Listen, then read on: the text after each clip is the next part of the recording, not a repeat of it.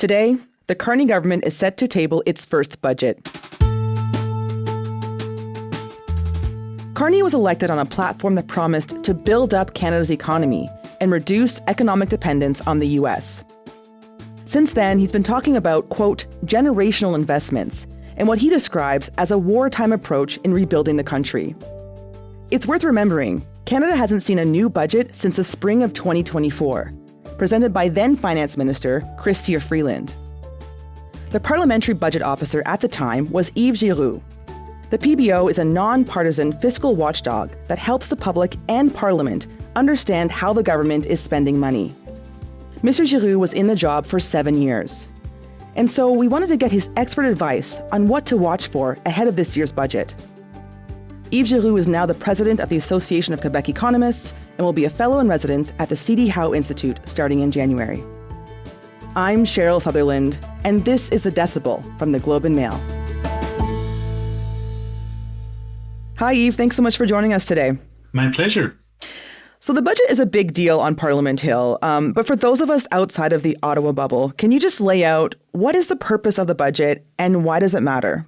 Well, the purpose of the budget is to lay out the government's fiscal plan, so how much it will spend, how much it will raise in revenues, but also, and more importantly, it's the vehicle through which the government usually lays out all of its other policy plans, such as which programs will get funded, which ones may or will disappear, tax changes, for example, taxes on cigarettes, on gas, as well as its sense of overall priorities. Plus, obviously, the deficit for this year, last year, and the next couple of years, as well as the level of debt. It also is the vehicle through which the government indicates its view on the economy.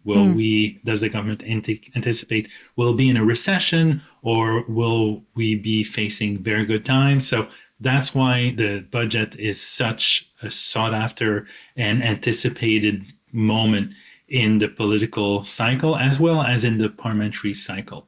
Okay, so you've laid out like why it's important and, its impact on, taxpayer dollars. And of course, we're going to talk about the deficit and the level of debt in a bit. But we're talking to you today because you were the Parliamentary Budget Officer for 7 years.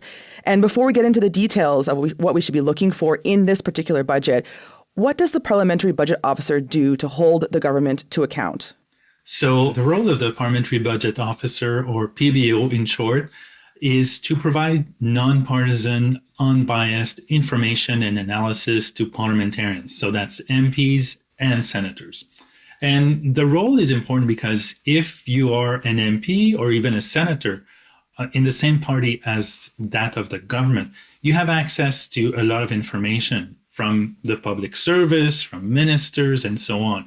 But if you're an opposition MP or even an independent senator, you don't have that same access. Of course, you can ask information to public servants who appear at committee. You can request information in writing, but usually there's a veil of secrecy surrounding budget making, for example, or legislation that has not yet been tabled, which significantly limits the information flow from the bureaucracy to independent or opposition parliamentarians. So the Parliamentary Budget Officer, the creation of the office, sought to restore some balance to that information asymmetry.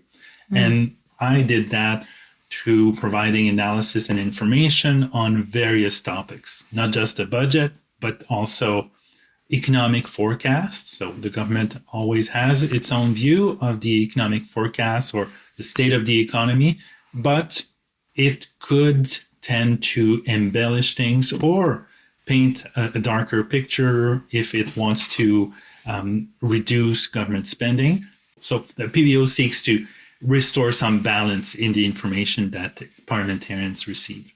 I mean, it sounds kind of like the PBO provides a kind of reality check. In a sense, yes. And the Auditor General can do that, but the mandate of the AG, as we call it in the Ottawa bubble, is to look backwards. So what did go wrong in the past for a certain program, cost to balloon, whereas the PBO looks forward. For example, what will be the state of the economy 6 months, 2 years down the road? how much will this program cost if the government proceeds as planned, or if a certain proposal from other MPs or senators, if it's adopted by the House and the Senate, how much will it cost Canadians? Okay, interesting. That's very clarifying that the PBO is looking forward. Yes. And as a PBO, what did you look for when you analyzed a budget? First and foremost, we look at the economic forecasts of the government.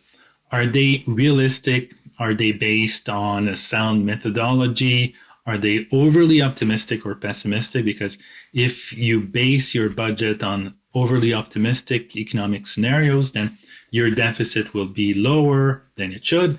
Then we look at, obviously, the deficit and the debt to GDP ratio. So the debt in relation to the size of the economy. And then we also look at the big measures. Have they been appropriately costed? Does that make sense from purely a sniff test when it's the day of the budget? Mm-hmm. If there's a big program, for example, a dental care program, and the cost seems very low, we will look at that in more details. Or if there are big announcements that don't even have a cost attached to it, we will also look at that in much more detail. So these are the first things that we look at. And then we look at the impact these various measures may have on the economy and whether these have been factored into the economic forecasts and the debt and the deficit forecast. And finally, we look at some smaller measures that may not have a cost attached to them, but could nonetheless have a significant economic impact. For example, if there are tax changes that seem pretty inoffensive, but can increase or decrease economic growth, we will also look at that. Mm-hmm. So on the day of the lockup, which is when, all the journalists and of course you as well would be in there for the morning to 4 p.m. Are you just analyzing everything, all those pages, those 400 or 600 pages and trying to get to the bottom of what's going on? Yes, but in a budget of 400, 500, 600 pages, there's a lot of fluff, I would say. Lots of interesting. Spin and communications and words that are bragging about the government's excellent and stellar record, or conversely, the dark times ahead of us if it's a budget that will be an austerity budget. So there's lots of words that are just there to give a spin to the budget. So when you've written budgets like me, worked on 20 budgets, you start to get a sense as to where to look and which parts to gloss over pretty quickly. So there's a couple of key tables, key charts that make it easier to focus. But in these plethora of words, there can always be little nuggets that are like a little sentence that seems inoffensive, but that can be carrying a lot of weight. Something we hear a lot about when it comes to budget is balancing the budget. Why does it matter if a government budget is balanced or not? It matters for the future. So if you have a balanced budget, it means you're not adding to the debt that year, at least, or for the foreseeable future, if you commit to balanced budgets year after year. And if you have a stable stock of debt in a growing economy, it means that your debt becomes less and less important as time goes by. So you'll say, well, that's what every government should aim for. But people think about that and they put that in perspective or compare that with their own situation. But a government is not a person, obviously, but it does not have the same time horizon. Sadly, we will all die one day and we don't want to leave debts behind. So that's why we save during our lifetime so that when we're old, we have some savings to draw on. Governments don't die, so they can run small deficits forever as long as it's supported by a growing economy. So balanced budgets are not absolutely necessary, but they're very useful if you want to stabilize or reduce the overall debt burden that your population is supporting. Something we hear a lot about when it comes to budget is a fiscal anchor. Can you explain what that is? So a fiscal anchor is a measure that is your objective as a government. So if you say my fiscal anchor or my objective is to have balanced budgets for at least 10 years, then that becomes your fiscal anchor. It's the point that determines or facilitates your decision-making process when you're faced with multiple demands to spend more, reduce taxes, and so on. So that's the objective you have in mind.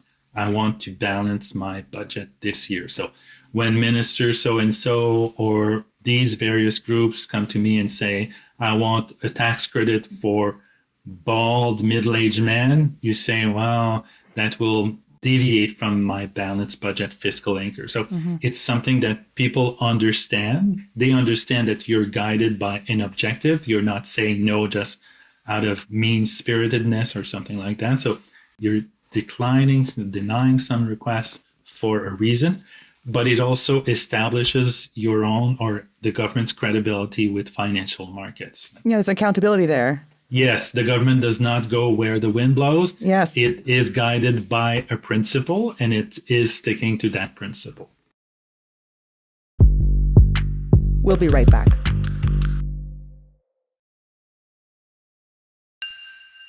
Let's talk about what we've learned so far about what might be in this upcoming budget. Finance Minister François-Philippe Champagne hinted that the government will be cutting jobs in the public sector. What do you make of that?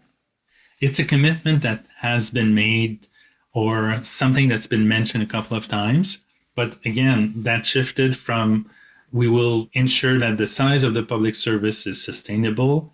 That was the commitment. Then it moved to we'll reduce some jobs, the number of jobs, through attrition. So as people leave, retire, or just go on to do something else, we won't replace them. To, well, there will be some cuts, and the minister mentioning, or one minister mentioning up to 60,000 job cuts. So again, things change. So I'll be curious to see what's in the budget. It's something that is attainable because the public service has grown significantly over the last 10 years, much faster than the population, the Canadian population. Can you give us some numbers there? Yeah, I think the size of the public service has increased by something like around a third. It went from 300,000 employees or full-time equivalents to somewhere around 400,000 if you count like the public sector at the federal level. So the public sector has grown. Services have not grown at the same place, or the quality of these services has not grown. So it's probably justified that ministers want to reduce the size and return to a level that is closer to what we had prior to the pandemic, rather than let the public service keep growing. Wouldn't this have impacts on how the government operates and the services that the public relies on? It could, depending on where the reductions take place and how it's done. So the Prime Minister has indicated that he expects the public service to rely, to a certain extent, AI to provide better services to Canadians. So yeah, it could have an impact on services and how services are delivered, but it could be for the better. I'm not an expert in all exactly how services are delivered, and I don't know what's in the budget, but the budget could introduce changes that will improve services. It doesn't mean that because you reduce the workforce in some areas, that services will necessarily suffer. It could be back office employees that are most affected. For example, the HR component or the internal finances, the many reports that departments and agencies have to submit to other agencies. I don't know. We'll have to, that's the kind of details. I'm eager to see whether they're in the budget, and if they are, the extent to which it's credible to expect savings from such areas. The budget is also going to look different this year. Carney says he's going to separate out the capital expenses and the operating expenses. What does that mean? Said like that, it means that the government will do exactly what it's been doing for decades, because the capital budget is already treated differently than operating expenses. For example, if and when the government buys warships, the year in which a warship is paid for, it doesn't affect the budget by $1 billion or $2 billion. The impact on the budget is spread out over the expected lifetime of this worship. Same thing for a building. If the government buys a building, builds an army base, or so on, the budgetary impact is spread over the lifetime of that asset. Mm-hmm. So what the Prime Minister has said and ministers have hinted at is the fact that the government will include more of these investments or spending in the investment category, where it can spread the fiscal impact over a number of years. And that would be a deviation from accounting principles that are governed by accounting bodies, including the AG, the Auditor General, and internationally recognized accounting standards. So it seems like the government could include items such as tax credits and deductions for businesses that are used to foster or facilitate some types of investments. But these investments will be done by businesses, but the government may want to include this expense, so a tax cut for businesses, in its own definition of investment, therefore reducing the deficit and spreading the costs of these tax cuts over a number of years. You mentioned this change would be a deviation from how we've done accounting in the past. What does that mean?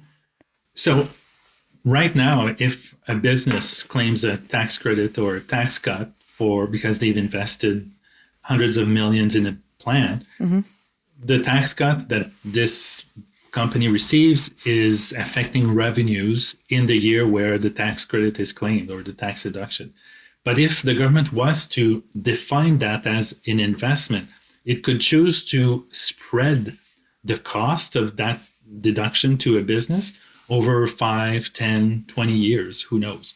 So instead of hitting the deficit, increasing the deficit in 1 year, the impact could be smaller each year, but for a longer period, allowing the government to present a much smaller deficit in 1 year, but the impact would be spread over time. Given the electoral cycle, which is usually every 4 years, sometimes less in a minority situation, it could be beneficial to a government to have lower deficits this year and next, and push it down the road, like, in 5 years, 6 years, who knows whose problem it will be. So that's why I'm a bit skeptical of that, stretching the definition of investment and spreading the cost of these expenditures that are taking place now over a number of years. The government has announced plans to boost defense spending to 2% of GDP this year, compared to 1.37% last fiscal year. And in dollar figures, that could mean something in the $63 billion range.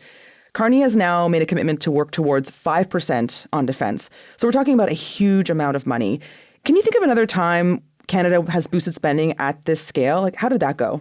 Well, the only other time that comes to mind is before I was born. It was during the Second World War, when we provided a big cash infusion into the defense sector.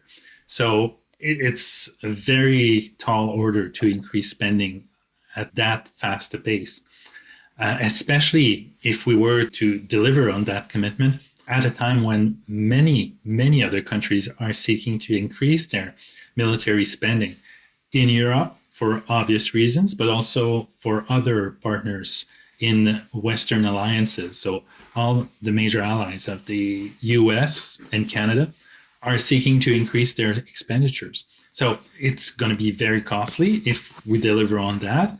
But there's also a question of capacity. When everybody is seeking to do this and trying to do the same thing at the same time, it becomes very difficult to deliver and costs go up. Something that could resemble that is the rush on toilet paper during the pandemic.